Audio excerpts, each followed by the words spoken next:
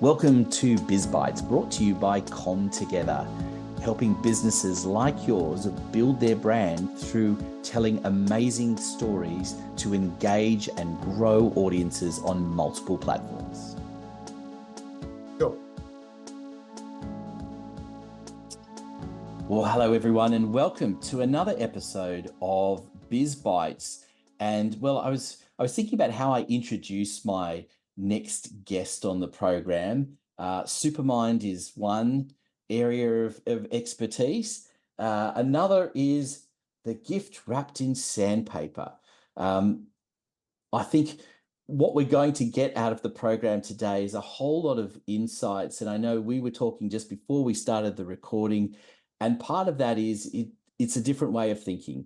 It's trying to, expand your mind into ways that you can achieve things that perhaps you hadn't otherwise thought of. And I know one thing that we will talk about much later on in the podcast is around the idea of a 6-week vacation, something that most business owners would like to take but don't know how to do it. So without further ado, here is the man behind it all, Azim Sahu-Kahn. Thank you for joining us and being a guest on BizBytes. Oh, thanks very much for having me, Anthony. It's always a pleasure to just talk. Right? Yeah, it's awesome. I love it, and I know we've had a couple of chats already, and I know this is going to be something that I think the listeners are going to really enjoy. So let's start off with, I've given a bit of a basic introduction to it, but very, very broad, I think.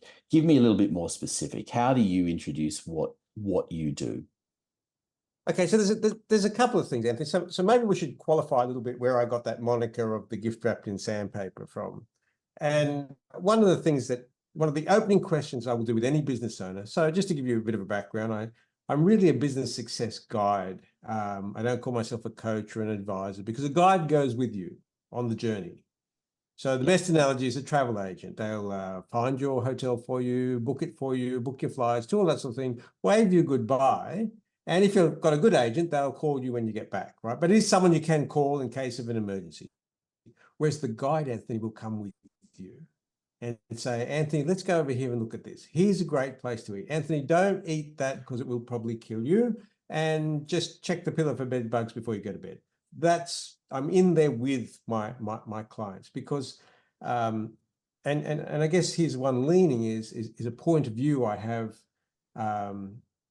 I'm not on the podcast to be popular, Anthony, so you'll have to excuse me if I take a contrarian point of view. Look, one of the whole, probably, I can't think of a better word, is deficiencies of the whole coaching, advisory, and to some degree the consulting industries is the fact that if I've qualified you well enough in terms of, you know what, and what do I mean by qualified? It means, Anthony, I can actually help you make a difference in your business. It's not about how much money you've got, or whether you fit the demographic, whatever. It's, I know, for me, qualifying someone to work with means that I know that I can help them. I can guide them to what it is that they say, that's important, that they say they want, right? So once that engagement happens, we start working together. It's not always the same thing, Anthony. What they say they want and what they actually really want is quite often different. But once I engage with somebody, once we decide to work together, to co-create the solution, so to speak, my role then becomes someone who won't let you fail, right? And you'll hear coaches and advisors saying, oh, Anthony, I can't want it more than you, and blah, blah, blah. And that's basically a cop-out, right? So if I know that the result you're seeking is within your business and within you, then my role changes. It's to support you. And, one of my good friends, which you've also had on the show, Mr. Simon Bowen, he will say when you're on a particular path, you tend not to fall off that path. We call it the green line. You will behave your way off that path, right? So that gives you a bit of my point of view around the whole industry. So when I engage with people, really, I have 2 points of view. The first is, how will your life be better because you worked with me? That's, I guess, my guiding North Star, right? And I ask clients that, how will the lives of your people that you serve with your products and services be better because of you, right? It's a tough question for a lot of people, right? Mm. And from my perspective, that's the first thing. And then the second thing is my role is not to let you fail. So one of my, and this is where the sandpaper thing comes from, because one of the first questions I'll ask a business, and I would say you and I were looking at working together. I'll say, Anthony, lovely to meet you. Now tell me, Anthony, why isn't your business twice the size that it is today? Okay. And that's kind of the opening. That's the kind of opening thing. Because unless perhaps you're Elon Musk or somebody like that, who's flying off to Mars, there's a good chance that somebody else is doing something very similar to what you're doing, Yep. and they're twice your size. So what that actually means, Anthony, is not that you're no good at what you do. It just means there's something you don't know yet, right? Yes. That sets the scene. Now, the second question, which is really the important question, and I'll say this in keynotes and all the time, I say, so Anthony, what do you need to stop doing to allow your business to grow to the size that you want it to be? And it's usually like a little bit of a, like you light the blue touch paper and stand well back, the old thing on the fireworks, and you can see this little fuse burning through people's brains. And all of a sudden, it's just like confessional, Anthony. Oh, I need to let go of more stuff. I need to stop micromanaging. I need to stop procrastinating about this. I need to trust my team more. And they'll go all through this whole rant of things. And I'll just nod politely and all those sorts of things and take notes. And then at the end of it, we'll usually find there's 3 to 5 things in there, Anthony, that are the things that will really move your business forward. And the third part, just to sum it up, is, all right, Anthony, let's just do those things then. Right? And, people will say all the time, Zim, I don't know what I don't know. And I'll say, but that's not the problem. The real problem is you don't do what you do know. Right. Yes. It's a really interesting take. I love that sort of spin on it, and I've often been challenged as well on that concept of what should you stop doing, and I think the interesting part about that is it's almost a leading question in that for the majority of people the answer is they're often the block, right, Sure. to the business going further than it has. The bottleneck's always at the top of the bottle, Anthony. Funny about that. Funny about that, And but it's an important one, isn't it? And I think the challenge with that is it's one thing to recognize it, it's another thing to be able to implement it, isn't it? It's easy to say, well, I should stop procrastinating over certain things, but how do you actually change that behavior? Correct. I mean, look, the first thing is realizing that that's part of the problem. Then the second thing is, because a lot of the work I do is helping people with the systems in their business, not the software, but the actual systems in their business. And the truth of the matter is that most businesses are collections of habits rather than systems, and they're usually the owner's habits, and not all of them are good, Anthony, trust me. Okay. So really here's a business, which is really a collection of habits, and it's also the habits of the people working there.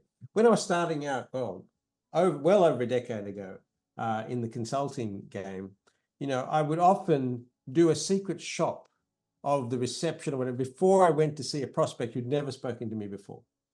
So then I actually had their customer experience of being someone touching their business for the first time.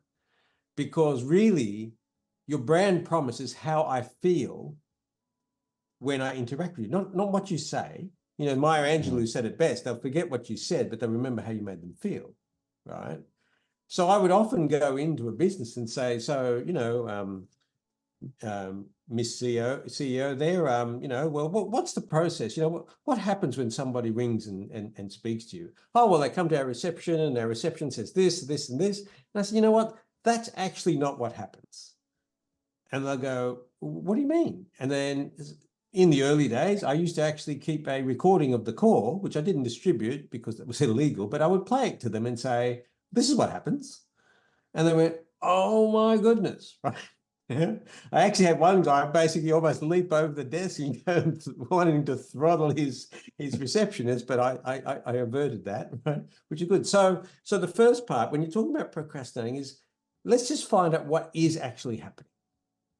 What Mm. is happening, right? What and then what then we can drill down to why that procrastination happens. And often it, and I don't want to get into the woo-woo side of things, but at the end of the day, it does boil down to some of your subconscious thinking, right? So you procrastinate normally. Think about yourself, Anthony, like the things you would normally procrastinate on are things you actually don't want to do. They don't like Oh, yes. doing your BAS return doesn't light anybody up except for your accountant. Oh, no. Yes, yes. That's why I have a bookkeeper and accountant. There you go, That, right? that was it. And when I was started out in the business, that was absolutely the number one thing that I was procrastinating over. Exactly that. Because you summed it up beautifully. It is more often than not the task that you do not want to do. Correct. Correct. And and we will be sharing an exercise later that I do with many clients when on their way to the 6-week vacation. But procrastination is that's one of the things. It's usually out of alignment to what you want to do. And if everybody just thinks for a little while and say, there's a point in the day, not every day, but there's a point in the day where you just like don't feel great, right? About something that you're about to do or you have to do. And then you just say, what would make me happy right now? And even the thought of what would make you happy right now usually fixes you not feeling so good at that time, right? Now, I had a client just 2 weeks ago as part of the Supermind that I run, and she's a great marketer. In fact, she's got a marketing agency, right? She's a great marketer, doing great sales, but she hates doing the sales. She can do them because obviously they've got good revenue, but she hates doing that part of it. She generates the leads beautifully, great warm leads. I should hope so. She's a marketing agency, right? Great warm leads. But when she does the selling, it doesn't light her up at all. Mm-hmm. And then we were having a one-on-one together and going through these things because we had to, we wanted to extract her out of the operation of the business, which obviously includes sales, right? And I just said, well, just don't do them then. And we put together a plan to get a commission-only salesperson and how that would work and how it worked really well. And she just like sat back. I could see the weight coming off her. And she went, that's amazing. She goes, you're the first business advisor ever. Everyone else says, oh, you could try this and you could try this technique and tactics. And this goes back to what I call the coach advisory machine, right? They're just popping out coaches and advise left, right, and center. And then that realization just in itself was, I can do that. I feel like I've got permission to do that. Of course you can do that. All right. And that's often what causes the bottleneck in the business is that the owner feels that they need to be doing something that, what, just doesn't light them up. Yeah, and it is a really difficult thing because most businesses start off with one person. Yeah. And so you are doing everything. So that idea of letting go, first of all, is a difficult one. And then, it's that there are certain things that you go, okay, like you said, we can get rid of the bookkeeping part of it. That's fine. We can kind of get our heads around that. But then you might get around some of the admin part where you go, okay, well, it's admin. It's not so precious. But when you start getting into the things that really make the business tick, the sales and marketing area, those are difficult ones for many to get rid of because they believe they're the only person that can do it right. And it's a real, that mindset and shifting that. And as you say, getting the permission to be able to do it is half the battle. Oh, absolutely. And, I was speaking to a client not that long ago, very large company, and couldn't understand why he wouldn't let go of some of the stuff he was doing as CEO. Big team, right? He had like 3 other people at his C level, if you like, right? And there was just some things that he really should have let go of. And to the point where some of it became meddling in other people's responsibilities. right? But not on purpose. It just happened that way. Anyway, so I broke the whole pattern while we were talking, and I said, by the way, and let's just call him Andrew for the sake of this call, right? I said, by the way, Andrew, do you have any brothers and sisters? And he went, yeah, actually, I'm the youngest of five. And I said, well, that's awesome. I said, I'm the youngest of six. I said, well, I'm the youngest of five. And here, Anthony, this is what happened. It turned out Andrew has one sister and five brothers, and he's the youngest. And when he was a kid, Right. so the guy's in his 50s now, right? When he was a kid, if he put in, and he said, oh, you know, I used to do this, I used to have all my toys in my little backpack, which I used to carry everywhere. And that clued me up. I said, so why did you carry your toys everywhere in your backpack, Andrew? And he said, because if I put them down, my brothers would take them. Mm-hmm. And I said, you're doing that right now in your business. And he looked at me, and he just, like, the realization of just came across his face was, I'm doing that right now. And I said, yeah, let the toys go, Andrew. But isn't it? I love how you know, maybe as consultants sometimes we're this frustrated psychologists. I Oh, don't know, absolutely. but You have to be. delving deeper into these stories and understanding it. And look, and I know from myself that I look at things and I go, yeah, that's a product of my upbringing, and having to change that. And I know it's one of the things that I love doing in this. And so I'm going to deliberately do it because you've given me a beautiful lead in, and to change tack just a little bit for a little while, because I want to understand how you got here. So what was when you go back to the little version of you, Yep. what was the dream? What did you want to be when you grew up? Oh, okay. I wanted to be a number of things when I grew up, right? I wanted to be, at one point, I wanted to be a racing driver.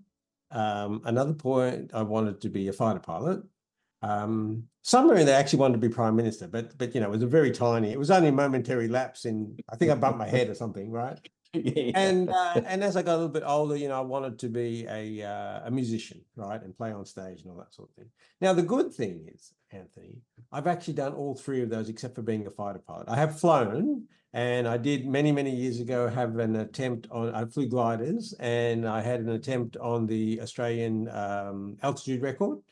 Back down at Jindabyne, and so being over 20,000 feet in a plane with no engine is a great experience, right? So to answer your question, Adrenaline junkie a little bit there. well, That's maybe a little bit, yeah. And I've raced cars till not that long ago, and very successfully. And I actually have a Facebook group of motorsport enthusiasts. Not enthusiasts. I've actually worked in the industry. I've got some people from Formula One teams and drivers, about 1,200 people. So I'm still very heavily involved. So that's been a passion. So I'm very grateful that the things I thought I wanted to do, I've actually been able to do. So how did I end up here? Did I ever dream that I would be a you know, a business success consultant? No, right? Have I always been an entrepreneur? Yes, but it only was recently where I actually backtracked and looked at it, and I thought, you know what? You were always like this. Okay. So like, you know, when I was in primary school, so I would have been the ripe old age of about 8, I think, I went home and I got a bucket of sand, and I put a bowl in the sand and pulled the bowl out and put shells and driftwood in there, and then poured it full of wax and put a wick in it, and I made this whole stock of driftwood candles and took them to school, and all the teachers bought them. And I thought, you know what? That was actually entrepreneurship, right? And whether they bought them off me because I was just, you know, it was to humor me, doesn't matter. I made them, I sold them at a profit, right? So it was all good. So I've been doing that sort of thing since I was very young. And, you know, we've had a number of cafes, a number of businesses along the way. And so after all of that, I did this exercise, which I actually do now. And it's actually an exercise the listeners can do. If you set yourself a little timer of about 10 minutes, and if money and time were no objects, right, were no obstructions to you, what would you do? What would you see? And what would you have? Right. and you spend 10 minutes just download, I want to climb Mount Kilimanjaro, I want to have that Ferrari, I want to have that beach house. Somebody may just want to have a decent set of clothes and be able to eat out 5 times a week. It doesn't matter, right? And you just pump it out. You just pump it out. And after 10 minutes, when the timer goes off, you stop, and then you think, and then you ask yourself this question: what would you do now? Right. And I did that exercise probably about 15 years ago now. And what came up for me was that I wanted to help people be the best they could be. Right. And I've really been advising, and even with my staff over the years, really coaching the staff into how they could get to where they wanted to get. I was a senior manager at Microsoft, managing the whole regional support center many, many years ago in the 90s. I had a crew of 30, and I was always interested in, even if what they wanted to do didn't keep them in the company, I would help them find that job outside of the company. If that was not because they were a bad performer, they're a great performer, but it was a job, right? And, and that's a really thing, because as a segue from that, Anthony, so this is a bit like a tennis match. You segue and I'm segueing back, it's a bit like the right? Tennis match, right? By the way, listeners, that was my sound effect, not Anthony's, right? Anyway, so here's the interesting thing. I have an old client, and in New Zealand, see, one of the things we talk about is extracting the owner from the operation of the business so they can lean into the 10% of the magic that is them. Yep. Everybody's out there saying, oh, scale your business, do this and have it run without you, which is fine, and sit on the beach and do nothing. Nobody actually wants to really do that if they're in alignment with what their business is about, right? Yep. So that's part of this whole 6-week vacation, and most of the work I do. So when I was helping my client purchase a new business, so he'd finished where he was, and we were purchasing business, and we spoke to a number of different manufacturing founder, like you said before, the founder started them, been in the business 20 or 30 years or so, right? And now getting ready to exit their business, which everybody says, hey, you need to exit your business, which also, by the way, can be incorrect, but we'll talk about that later. So what we did was, one of them actually had some health problems, right? So take him off the board. But all of the others had some version of, if you buy my business, I'd be happy to come back and work as part of the team for as long as you need me. This wasn't an earn out.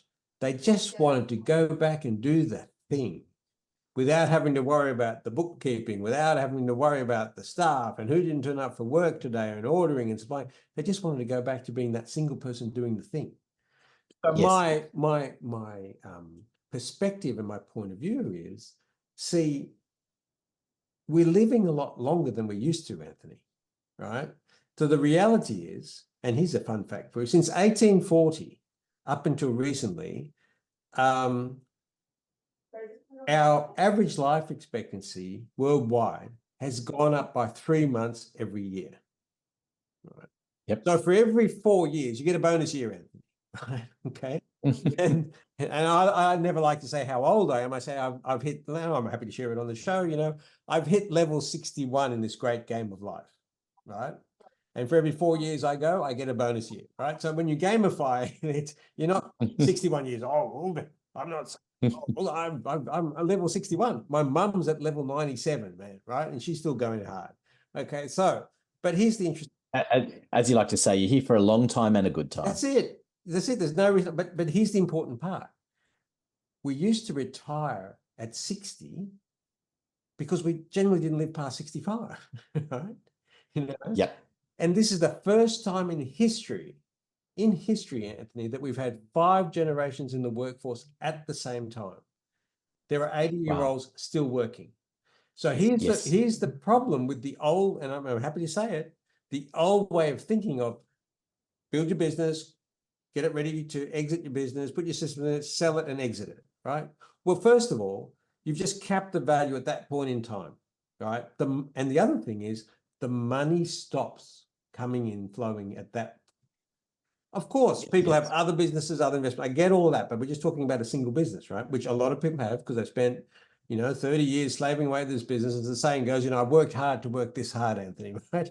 Okay. So, you go through that. So my point of view around business is let's capture the habits, turn them into systems, have your business work automatically so you can go out and do the thing that you really love and create an ATM into your future, right? So if you've got a business that's throwing off $80,000 or $100,000 a year to you, Anthony, for turning up for maybe at worst 12 meetings a year, maybe 4 meetings a year, that's a really good life, isn't it? Mm. Because think about it, when I have conversations with people saying, oh, I want to do this and I want to exit my business, and I said, look, that's fantastic. So what are you going to do with the money, right? And they say, okay, well, they always feel they've got to, they say, well, we're going to pay off the kid's mortgage and all these wonderful things. But somewhere they feel responsible and say, well, I'm going to invest some of it as in. Okay, that's great. What are you going to invest it in? And then somewhere in that, they will say something that looks like shares or stocks, right? Yep. And I'll do you may not be old enough to remember Columbo, Anthony, like he used to do that. Oh, I do. I do remember Okay, so he Columbo. used to do that thing just before he got to the door and turn around, right? And I'll do that. I'll just scratch my head and I'll go, okay, so Anthony, let's use you as an example. So Anthony, you're going to sell your business, and which is a point in time, and you're going to take that money and that's generating you this money all the time, has been funding your lifestyle, and you're going to take some of that money and you're in 100% of control. And you can take some of that money and put it in another business that you've got very small shareholding in. You're not going to have any control over what happens and hope you get a return. How does that work? If you buy Facebook shares, Mark Zuckerberg isn't going to ring you, Anthony, and say, hey, I'm thinking of changing the name to Meta. It's just not going to happen, is it? And people fall for this thing. Whereas if you can make a business or create a business that has complete business reliability, which is what we aim for, then you can, first of all, if you're not in it, then the number of people you can sell it to suddenly is tenfold. Because a lot of Yes. businesses are sold because people buy a new job. That's what they do, right? But if you've got a business that's throwing off money, 100K a year, well, that's a nice lifestyle, right? And for a lot of people, 50K a year is fine because they have other investments. So, there's $1,000 a week coming to you, sounds good, right? But now you still have a very saleable asset. So people say, oh, I want to get a scalable business. Well, when you scale a business, and Simon Bowen and I have had this discussion, is a scalable business is purely a business that has increasing speed of execution and diminishing cost of execution. It's like getting a black belt in any martial art. You've done the basics, Congratulations, you've done what you've meant to do, is have a scalable business. But a saleable business is something else, right? It's a very interesting space, that, and I know that aside from what I'm doing, and my focuses are really around podcasts, and you talked about getting back to what you really love doing, and hence the reason I'm in this space. But I've teamed together with a couple of people to help businesses become more exitable, and we've used that term exitable, which is not actually a word, believe it or not, but everyone kind of assumes and understands what it is. Yes, because I think the thing is that we realize, much along what you've said, is that there's a point where people might actually find that the business is going much better and therefore they love it much more and don't actually want to sell it. So making it exitable gives them the option of when to do that and sets them up for that. Doesn't mean they have to do it. And but I think it is, as you say, it's a mindset as well, in that in order for a business to be exitable, you need to have a strategy for how that business owner can step away and the business can continue and even go better once they have moved away from that.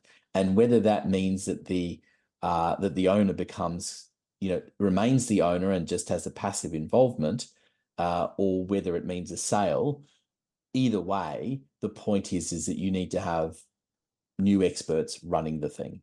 Absolutely, Anthony. And I think some of the things is that the owner had the original vision, right? And if they can stay in a position where they can still have that influence over the vision, but maybe some of the strategies and tactics to keep that vision, right, may change, may be different, right? Because, you know, as the saying goes, you know, what got you here won't get you to, you know, get you to the next point, right? So, and then to work in that space is, I mean, you know, everybody uses the example, but if Steve Jobs was still around, Apple would probably be a different company to what it is today, right? If they were still sharing his vision, right, of what it is. So, and that's just one example, but there are many examples around of that. So the idea of having an exitable business is once you also know how to do it, then why not, like we were talking about shares and stuff before, well, my personal point of view around this and my personal goal is to have, you know, 5 to 7 businesses that I own in that state, generating me revenue, and have my own, you know, S&P 5, right? Okay. Yep. I can have direct influence, and it's totally independent of the stock market then, right? And it's something I can do. So with any business owner who I essentially, I mean, it's the old thing people say, you know, feed the man a fish, you feed him for a day, teach a man to fish, you feed him for a lifetime. Yep. So here's a really contrarian point of view. Today, Anthony, people want the fish, right? If I can push a button right now and have Amazon deliver me something by 9 p.m. tonight, for the listeners, it's 3:15 in the afternoon. I just want the freaking fish, mate, right? And the salad and the chips and the tartare sauce. Teach me how to fish by all means, but right now I need a fish. Okay. Yep. So, but here's the thing is I am still open to learning about the fishing, right? And this comes back to what I said at the start of our interview was sometimes you do have to help the business owner fish, right? I mean, I personally have sat in rooms and you know, done presentations to boards of the first customer for a client. They weren't even in the room. You know, I've helped raise capital for people. They're not even in the room. Sometimes you have to do it. And that's what makes me slightly different. And I enjoy it, as you can hear my voice, right? I enjoy that stuff because, you know, when I have a client as a friend, I do a lot of work in the franchisee and franchisor space. When I had a client in New Zealand stand up at their franchise conference and say, in front of the crowd, you know, we worked with Azim for 18 months, and it was the first time in 8 years that we took a month off and visited Australia to visit our son and his family, and didn't worry at all that the business would be run, you know, rock solid while we were there. That, first of all, it humbled me, but second of all, it just made me feel so good because that was the outcome, right? That's the outcome. He was able to step away from that business. And in fact, you know, they do, yeah, so there's a lot of stories around that, but it just gives you this sense of, you know, we take out insurance for all sorts of things, but the reality is the best insurance you can have in a business is great systems. You know, Yes. James Clear says it, you know, you don't rise to the level of your goals, you fall to the level of your systems, right? And it's so true. It's so true. And it's something that most businesses don't have properly in place. No, not at all. And particularly those businesses that have been brought up by a business owner who has had his fingers in every pie for you know, going back to its infancy and has struggled to let go. And those things really make it challenging to actually get that documented because there's always that attitude, isn't there, of, well, it's easy to just do it myself than to bother explaining how to do it. Well, what's his name? I've forgotten his name right at the moment. He basically said, and it'll come to me in a second, he basically said that if you can't explain what you're doing as a process, you don't know what you're doing. Yep. And you know, and it's so true. And I have fun when I'm doing conferences and stuff, Anthony. I'll get people to write down the process that they do for brushing their teeth, right, in the morning. And I get them to write the whole thing down, and we give them toothbrushes and say, right now, swap your instructions with the person next to you and everyone's got a new toothbrush, and we say we want the person next to you to go through the motions. And just the laughter and raucousness of what happens after that is you don't rinse your toothbrush down because it's been sitting out there exposed all night and the cockroaches could have run over it. You don't rinse it before you put the toothpaste on. Other people put the toothpaste on and then they wet it, and it just goes nuts. I mean, everybody laughs, right? And so the truth is there's something that's subconscious, but it is actually a system. And then when they have to sit down and explain it, that's when it gets hard. You know, I mean, Joshua Lisek, the great ghostwriter, he actually says something very, very cool, that if you can set something up so that if you follow it, like Lego, if you follow the instructions with no steps skipped, you'll get the picture on the box. And that's what I aim to do with business, because every problem, and I've had this open argument, every problem in a business boils down to a system that's not there or one that's broken. Right? I had somebody ring me from another country and say, hey, you know, we've got this person. They want to take us to court of unfair dismissal and all that sort of thing. So we drilled into it, and what had actually happened was the person had gone 95 days. So it was a 90-day probation period, 95 days, so 3 days before they let them know that they were going to not continue with them, right? But because they hadn't informed them, they thought that they had the job, right? So then they said, well, I was dismissed from the job, when in fact they were being let, well, the owner thought they were let go. Anyway, we got it sorted out. Everybody was happy. But then I came back and said, okay, so what system's broken there? And then I said, okay, so what's your onboarding system? Our onboarding what? Was the answer, right? And I said, right. So when you put someone on, we've already put in place that the person should be here at 30 days, here at 60 days, and here at 90 days. So the moment that person comes on, now you're putting in your calendar, just simple as a Google alert, and it's now part of the process, that in 80 days, you review this new employee. So that will never happen again. But there was a system that wasn't there as an onboarding system, right? It had nothing to do with the performance of anybody. It just had the fact that it's so simple, some of these things. And I think that's the point, isn't it? That we don't necessarily think about all of these steps that can make a huge impact on an outcome and how people feel. I think that's one of the important parts as well, is how you make people feel is often more important than whether you're going to give them a bonus or all sorts of other things. You know, I just had this discussion with a client of mine where he happened to be telling me about a role within the business. Actually, they've taken someone else that was in a more junior role and they've ramped them up. And I said, that's such a great story. You've got to tell people about it. But I said, aside from telling people about it, have a think about the impact that it's going to be on this person when publicly the organization says how wonderful it is that this person has been able to step up and she's doing a great job in the new role. Yeah. That is everything. And it is those little things, as you say, the little reviews, the opportunities to remind people. It just makes such a big difference.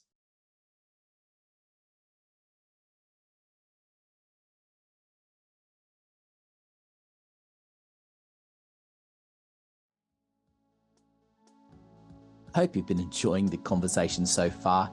We look forward to bringing you part 2 in the next episode of Biz Bites. Biz Bites is brought to you by ComTogether for all your marketing needs so you can build your brand, engage audiences on multiple platforms. Go to comtogether.com.au, follow the links to book an appointment for a free consultation.